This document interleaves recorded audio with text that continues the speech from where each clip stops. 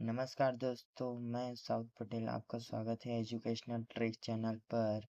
क्या आपने कभी सोचा है कि अर्थशास्त्र सिर्फ पैसों का खेल है या ये एक विज्ञान है जो हमारे हर फैसले के पीछे छिपा है? और अगर ये विज्ञान है तो इसमें कला कहाँ से आ जाती है?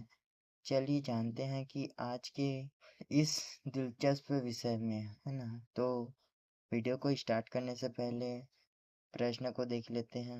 अर्थशास्त्र एवं कला दोनों हैं, व्याख्या कीजिए। अथवा क्या अर्थशास्त्र विज्ञान एवं कला दोनों हैं, स्पष्ट कीजिए। है ना? तो आइए हम वीडियो को स्टार्ट करते हैं, है ना?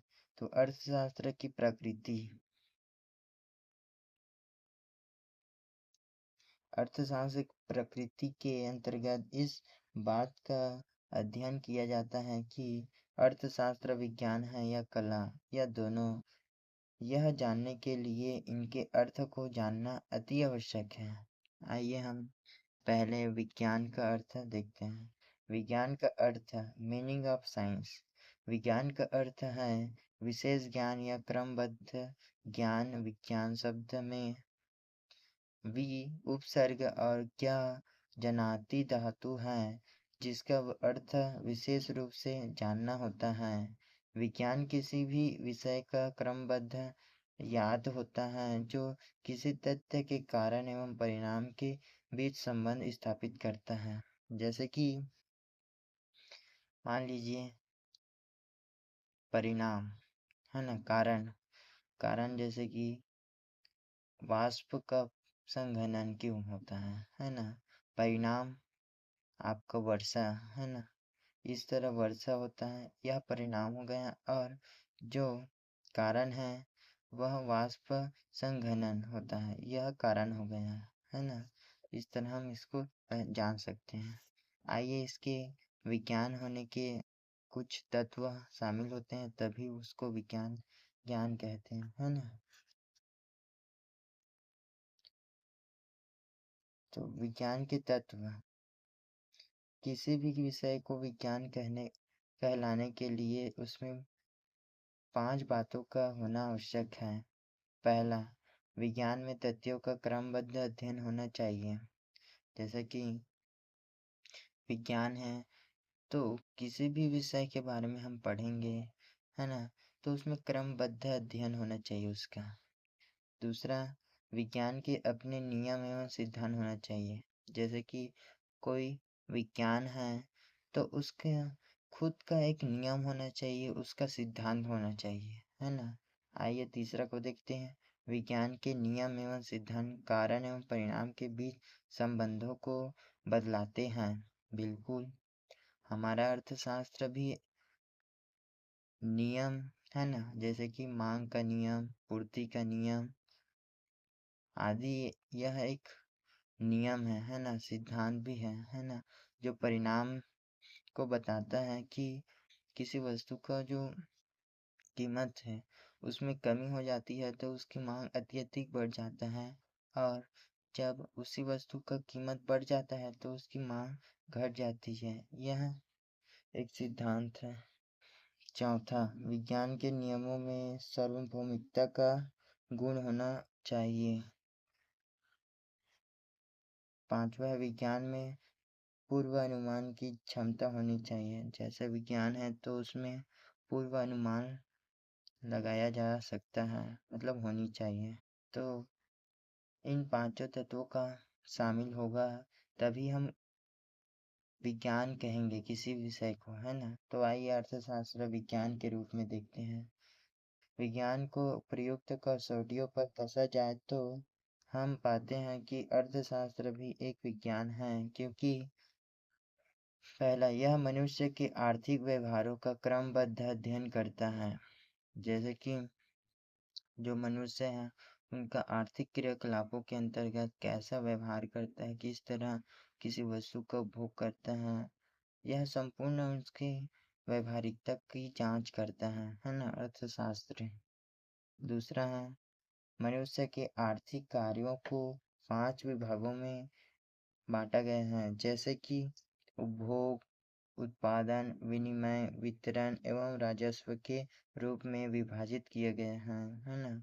उपभोग अर्थात उपभोक्ता द्वारा उपभोग किया जाता है। उत्पादन जो एक फर्म, एक उद्योग, एक उत्पादक के द्वारा किसी वस्तु का उत्पादन किया जाता है। विनिमय उस वस्तु को किस तरह बेचा जाता है, मुद्रा द्वारा विनिमय होता है ना। वितरण किस तरह सभी समाज एवं लोगों के बीच वस्तु को वितरण किया जाता है। एवं राजस्व की आय मतलब सरकार की जो राजस्व आय है उसका अध्ययन करते हैं, है ना। इस तरह पांचों इकाई में बांटा गया है। अर्थशास्त्र में आर्थिक तथ्यों के कारण एवं परिणाम के बीच संबंध स्थापित कर अनेक आर्थिक नियम एवं सिद्धांत बनाए गए हैं। जैसे मांग का नियम, मान लीजिए मांग का नियम, है ना। जब किसी वस्तु की कीमत घट जाता है तो उसकी मांग भी बढ़ जाता है, और जब उसी वस्तु का कीमत में वृद्धि हो जाती है तो उसकी मांग घट जाती है। इस तरह यह मांग का नियम है। पूर्ति का नियम, जैसे वस्तु जब बाजार में अत्यधिक वस्तु की कीमत बढ़ती है तो पूर्ति भी बढ़ जाती है, और जब उस वस्तु की जो मांग में कमी हो जाती है तो उस वस्तु की पूर्ति भी कमी हो जाती है। चौथा देखते हैं, मनुष्य की प्रवृत्ति से संबंधित नियमों जैसे उपयोक्ता नियम, है ना। उपयोक्ता नियम, जब हम किसी वस्तु का उपभोग करते हैं, जैसे कि जब हम किसी वस्तु का उपभोग करते हैं तो उस वस्तु से जो उपभोग मिलता है वह उपभोग करने से जो संतुष्टि प्राप्त होता है।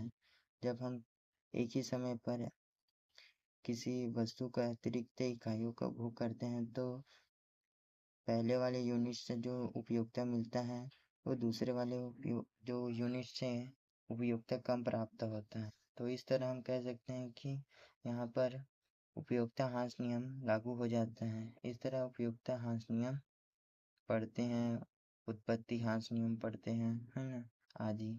अर्थशास्त्र में पूर्वानुमान की क्षमता भी होती है।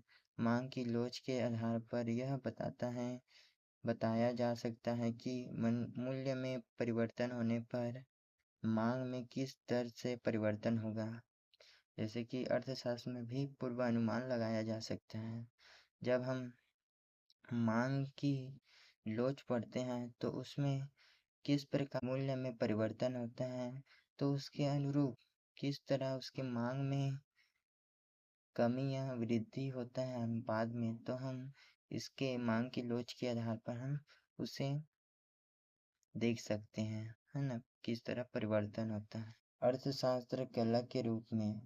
कला का अर्थ, कला शब्द संस्कृत के क्री धातु से बना है जिसका अर्थ होता है करना। अतः कला किसी कार्य को उत्तम ढंग से करने की रीति है। जहाँ विज्ञान का संबंध ज्ञान से है वहीं कला का संबंध क्रिया या कार्य से है। कला की परिभाषा। कला की परिभाषा कौशा के अनुसार विज्ञान जानने के संबंध में बताता है कि जबकि कला करने के संबंध में कला व्यवहारिकता की ओर ले जाने के लिए नियमों को प्रस्तावित करती है। अर्थशास्त्र कला भी है क्योंकि अर्थशास्त्र से हमें न केवल आर्थिक समस्याओं के बारे में जानकारी ही होती है बल्कि इन्हें दूर करने के लिए उपाय भी प्राप्त होता है ना। उदाहरण, अर्थशास्त्र न केवल मूल्य वृद्धि की समस्या के कारणों की व्याख्या करता है बल्कि मूल्य वृद्धि की समस्या को दूर करने के लिए उपाय भी बताता है। आज के आर्थिक नियोजन प्लानिंग के युग में अर्थशास्त्र के कला पक्ष का महत्व बढ़ गया है। अतः विज्ञान एवं कला दोनों एक दूसरे के पूरक हैं। कोसर ने ठीक ही लिखा है कि विज्ञान को कला की आवश्यकता है और कला को विज्ञान की। प्रत्येक एक दूसरे के पूरक हैं। कला एक ऐसा पुल है जो आदर्श विज्ञान और वास्तविक विज्ञान दोनों को मिलता है ना। जैसे कला एक पुल की तरह है जिसमें आदर्श विज्ञान और वास्तविक विज्ञान दोनों मिलते हैं, है ना। तो हम कह सकते हैं कि कला प्रत्येक स्तर पर और विज्ञान भी प्रत्येक स्तर पर प्राप्त है, लेकिन यह जो अर्थशास्त्र के अंतर्गत कला और विज्ञान एक दूसरे के पूरक हैं, तो हम कह सकते हैं कि अर्थशास्त्र कला भी है और विज्ञान, तथा कला और विज्ञान दोनों हैं। तो हम कह सकते हैं कि हमारा अर्थशास्त्र कला भी है और विज्ञान भी है। तो मिलते हैं अगर वीडियो अच्छा लगा हो तो लाइक ज़रूर करना। जब तक मिलते हैं अगले वीडियो के साथ, जब तक जय हिंद जय भारत।